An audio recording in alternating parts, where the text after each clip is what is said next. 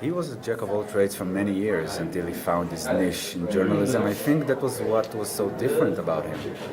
Journalism back then, they came from Oxford, they were from the traditional side, and Mike was from the untraditional side.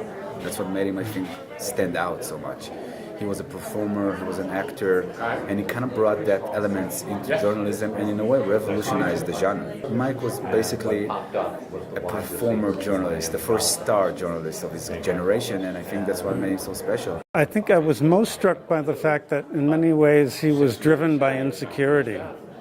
I think that's one of the most beautiful elements of the story, which kind of tells a lot about the human race in general, is that none of us is free from insecurities. Even the tough guys, the guys that look like Mike Wallace, the untouchable ones, they all have this vulnerable side, they all have insecurities in every element in their life, not just career, in their relationships. And I think Mike's story is a humbling one. It kind of shows you that no matter how successful you are, you're still human, you're still vulnerable, and you're still suffering from the same things we all suffer from. Your father was a compelling figure, as we all know. That in itself is not news. But what are your feelings about this in-depth documentary being done on him? I would think you have some sense of pride about it. Well, I have nothing to do with the documentary, and if I hadn't liked it, I wouldn't be here. I loved it.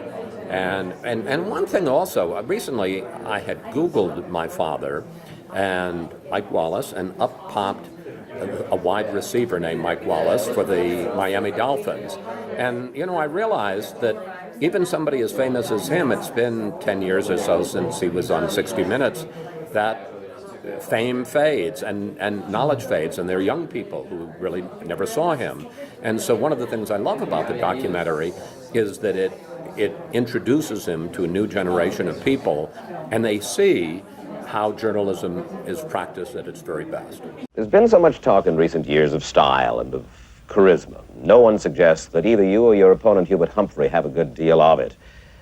Have you given no thought to this aspect of campaigning and of leading?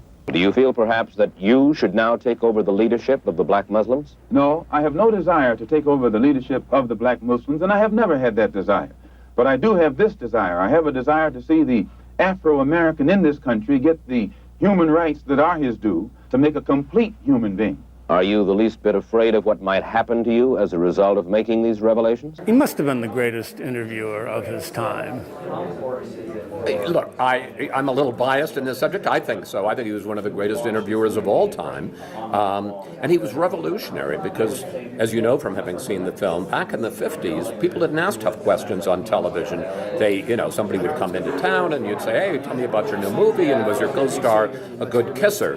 And he, in the 56, started a show called Night Beat in New York, black and white television, in which he'd have somebody on and he'd put him through the ringer and he'd ask the tough questions, and it exploded.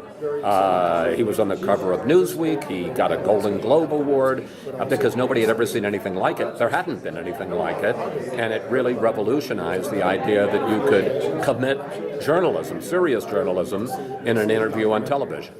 Probably his single most famous interview with the Ayatollah Khomeini, and right. We see that there, and it's indelible for anybody who saw it when it first came out. Imam President Sadat of Egypt, a devoutly religious man, a Muslim, says that what you are doing now is, quote, a disgrace to Islam. And he calls you, Imam, forgive me, his words, not mine, a lunatic. Are there favorite interviews or ones that you think were the most consequential? I'm sure that's on the list of interviews that your father did. Well, that certainly is, but that's a key there. People sort of think, well, he's Mike Wallace, he's on 60 Minutes, and he just waltzes in when the Ayatollah, they had, the hostages had been taken, American hostages, and everybody wanted an interview with him.